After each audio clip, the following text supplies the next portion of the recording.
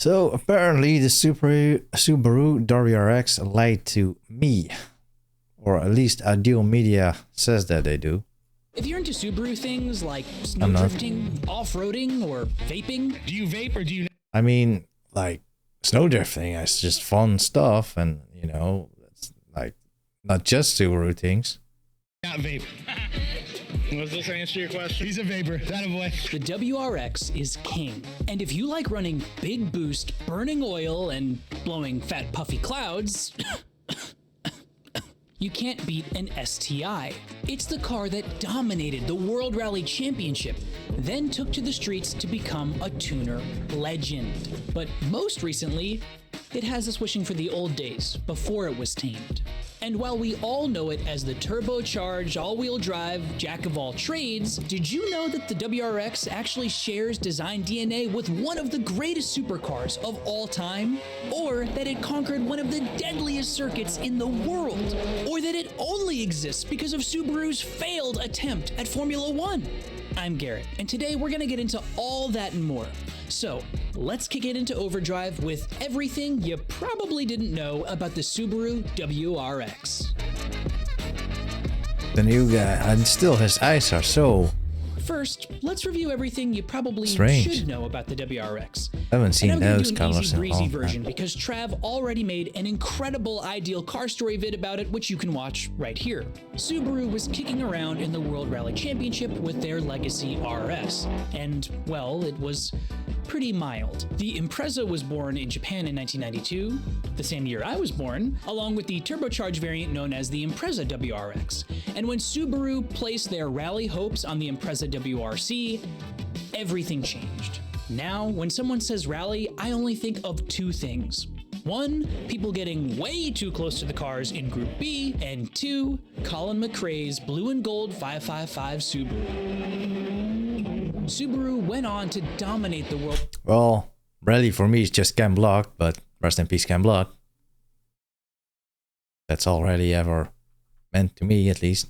Rally Championship, winning 3 consecutive titles from 1995 to 1997 with the Impreza WRC. A few years later, to celebrate the Impreza's success, Subaru released the Impreza WRX STI. The STI had improved suspension and a performance-tuned engine and transmission. And after all those WRC title wins, Subaru decided to do something really special. They released the 22B. It's the spiritual equivalent of the BMW M3 CSL of Japan. It's maybe the most special Subaru ever produced, with only 424 manufactured and none of those designated for sale in the US. Now, some folks dream of owning a Ferrari or a Bugatti, but I dream of owning a 22B. And at least I can wear one with this limited edition Ideal. That's such a Click the link yikes, in the bro. description to head to the Ideal shop All and the pick up cars, yours the 22B. today. The US got the Impreza in 1994, but it wasn't until the second-gen Impreza that Subaru shipped them in the WRX trim to American shores. The Bug-Eye WRX arrived stateside in 2002, and shouts out to that year's Hess truck with the prop plane. 2 years later, Subaru would finally give us Americans the STI, along with the Blob-Eye visual refresh. It was powered by a 2.5-liter turbocharged flat 4, putting down 300 horsepower to all 4 wheels. Now, 300 horsepower might not sound like a lot today, but in 2004, it put the STI on par with the 4.6-liter V8 Mach 1 Mustang. From then on, the WRX and the STI were cemented as tuner top picks. And from Bug-Eye to Blob-Eye, then from Hawkeye to Stink-Eye, and even when Subaru spun off the WRX from the Impreza platform, it remained an enthusiast all-star. Now, there were low points too, like when the 3rd gen launched in 2008 and it was more of a passenger car than a performance one, or the ongoing EJ engine reliability concerns. But Subaru always did their best to right the ship and keep that ultimate performance car crown perched right on top of its roof. That is, until now. The future of the WRX is in question. The newest Gen 2022 WRX didn't exactly impress, and Subaru shocked the enthusiast community when they announced there would be no new STI to go along with the next Gen WRX. And even though there's no more Lancer Evo to compete with, RIP in peace, the Toyota Corolla GR Hot Hatch might just steal the crown away from King Rex. Oh, they already have Most definitely. But whatever happens, at least we got 20 solid years from the Japanese Hooning machine. So, now that we're all caught up, let's dive into 13 things you probably didn't know about the Subaru WRX. For all its success, Subaru only entered the World Rally Championship as a backup plan. Prior to that, Subaru had spent years developing an insane 12-cylinder boxer engine for use in Formula One. Unfortunately, their Flat 12 fell flat, and Subaru decided to cut their losses and try a different motorsport altogether, rally. If their F1 bid had been successful, we would have probably never got the Impreza WRX. And speaking of F1, Peter Stevens is an automotive icon who did the design for the Blaubai STI, the 22B, and Subaru's iconic Impreza WRC cars. He's also the dude who designed the legendary McLaren F1. I mean, it's no wonder the Subaru Impreza rally car looks so dang good. But you might be wondering where that blue and gold livery came from. Really? Wait, this guy? Who did the Peter Stevens? Really? Give me a sec. I will Google this. Okay, yeah, so I guess it's this guy. I just didn't recognize it. You might be wondering where that blue and gold livery came from. Did not recognize it. State Express 555 Cigarettes was one of Subaru's major sponsors in Rally, and the iconic blue and gold 555 livery is thanks to them. It's why we all smile when we see a blue Subi with gold wheels. It's also the start of the tobacco-based lineage that brings us to the vape-tastic culture of the WRX today. And quick question, who do you think vapes more? Ram owners or WRX drivers? Let me know down in the comments. Ram owners? The old Impreza platform was so versatile that back in the day, Subaru used it for their compact crossover SUV wagon thing, the Forester. So many parts were shared between the Impreza, the WRX, and the Forester that Subaru straight up released a Forester STI in 2004, only for the Japanese market. The Forester XT is the closest thing we got stateside to the Forester STI, which makes a 2004 to 2008 Forester XT. If you watch Mighty Car Mods, you would have seen there as Subaru station wagon Outback build. What do they call it again? That blob thingy, whatever. All the parts are the same, bro. Good alternative to the WRX if you're looking for a fun, fast, all-wheel drive, enthusiast-focused SUV, wagon, crossover thing. Now, if you want another WRX alternative, for model years 2005 and 2006, you could buy a WRX that had undergone some Swedish surgery. The Saab 92X Aero was just a rebadged second-gen WRX wagon, packing a turbocharged Subi flat 4, good for 224 horses. It wasn't a sales hit, and they sold just a hair over 10,000 Subarus, but if you want to stand out at your next Subi meet, the Subaru might be your best option. Standing out on screen, well, that's a different story. The WRX STI has appeared 4 times in the Fast and Furious franchise. That's more appearances than Oscar Award winner Helen Mirren. Sorry, Helen. Maybe you should have spent less time hanging out with the Academy and more time working out the Dirtfish Rally School.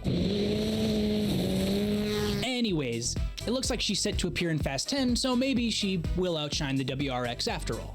Just so you know, the one thing, Subarus in the Fast and Furious are so dead, bro. Nobody cares about the Subarus in Fast and Furious, bro. Like, bro, they should have just stuck with the Evo, bro. If they would have just gave him an Evo 9 instead, like a 4G60, or even if they gave him a fucking 3000 GT, bro, that would be so lit, bro. Twin turbo V6. Like, that car looks great. Why in the hell did they give him a fucking Subaru in Fast 5?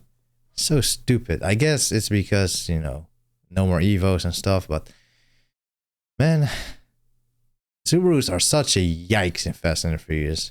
Like, they gave that one guy in like the 8 or 9 movie a BRZ, and I was just like, that little shitty thing ain't keeping up with all those high horsepower cars, bro. That's just bullshit. Anyone that knows cars knows that. But let's not give 2 fucks about that. Let's continue. STI in the name, it's not the same STI you learned about in health class. STI stands for Subaru Technica International, and it's Subaru Corporation's motorsport division. Also, real quick, technically from 1994 to 2004, the car was officially titled the Impreza WRX STI with little I. In 2005, Subaru decided it was time for that little I to grow up. So from 2005 onwards, the car is officially styled as STI with a big I, because I guess all caps is more adult or something. In addition to the 22B, Subaru has released a lot more WRX forbidden fruit over the years. The S-Line features some of the sickest Subarus ever made, all only for the Japanese market. Hits include the S202, the S206 NBR, the S207, and the S209. They're all chock full of performance goodies and special aero kits, making them some of the quickest Subarus ever made. Now, let's look at one other super fast Subaru. Subaru's factory team exited the World Rally Championship in 2008, but to prove to the world that they still had the secret sauce, Subaru had the STI team and ProDrive chef up a 600 horsepower time attack monster. They unleashed the beast on one of the world's deadliest circuits, the Isle of Man TT Mountain Course. The 2016 WRX STI came out on top and smashed the previous car record, completing the island course in only 17 minutes and 35 seconds. Unfortunately, it's not just professional race drivers who like to push their Subis to the limit.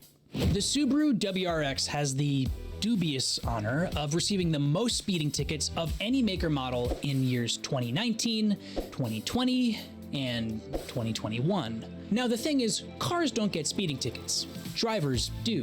So if you're a Subi driver looking to clean up your act, check out this video about bad driver habits here. And remember, always hoon responsibly.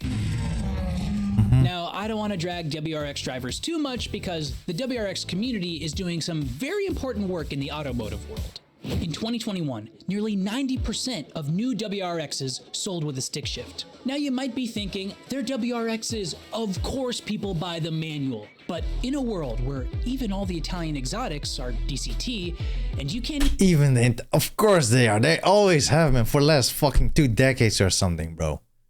Shut the fuck up. Even buy a brand new 3-pedal Corvette, it's pretty remarkable the Subi community is so committed to rolling through the gears themselves. They really are. Well, it's not the community, it's that they have the option. If they have the option, of course, people that like this car, this platform, of course they're gonna choose that. That's why they pick this car, bro. People pick this car because they know this car.